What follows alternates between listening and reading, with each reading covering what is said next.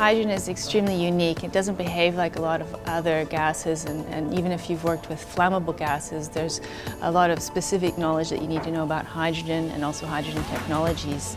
And so coming to this workshop, you get a good feel for what questions you need to be asking, what you need to do in terms of due diligence when looking at designs or when looking at suppliers for hydrogen equipment. The key takeaways for me, I would say, would be around understanding things like the production, the storage, the hydrogen industry as a whole, and also understanding the opportunities, but also the challenges that are in this space.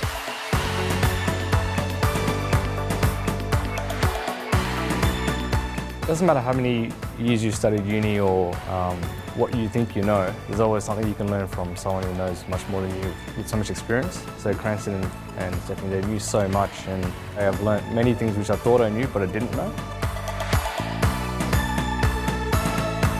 You've got years of real-world hands-on experience in the hydrogen industry, developing systems and delivering projects, and you can't just find that knowledge without actually doing it, and we're passing on that knowledge.